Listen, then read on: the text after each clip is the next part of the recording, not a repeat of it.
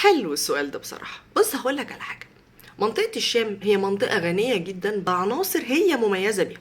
يعني مثلا الأخشاب، اللحوم، الزيوت الخاصة بزيت الأرز أو بزيوت تانية، في حاجات خاصة بالمنطقة دي قوي.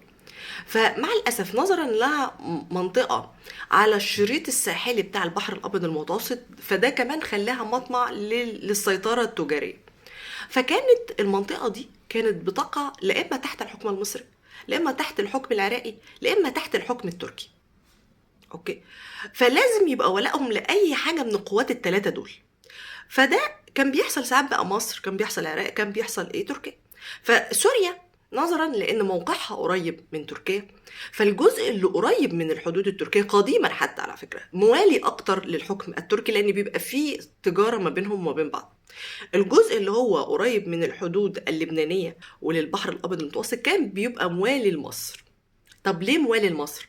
لان مصر استهلاكها عالي قوي للمنتجات اللي موجودة هناك في سوريا وفي لبنان.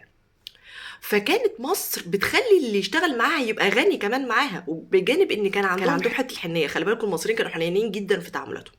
فكان الجزء ده موالي اكتر لمصر. فكان الجزء السوري اللي هو اللي قريب من تركيا بيعملوا غارات على الجزء السوري اللي تبع مصر. كان بيحصل خلافات ما بينهم جامده، فكان كل واحد بينادي اللي تبعه.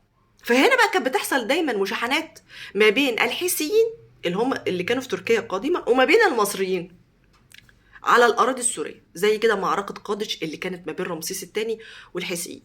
هنلاقي ان أهل قادش ذات نفسهم كانوا مواليين للتراكوة، فهمتوا؟ أو للحيثيين في ذلك الوقت، لأن في فرق ما بين الاثنين. فسوريا هي المدن بتاعتها مختلفة تماما من قديم الأزل. كل مدينة ليها ميولها، كل مدينة ليها تراثها، كل مدينة ليها شكلها، كل مدينة ليها معبودها. فكانت الموضوع ده قديما. ففي ناس كانوا بيموتوا في مصر، وفي ناس موتهم وسموهم مصر. ده قديما على فكرة.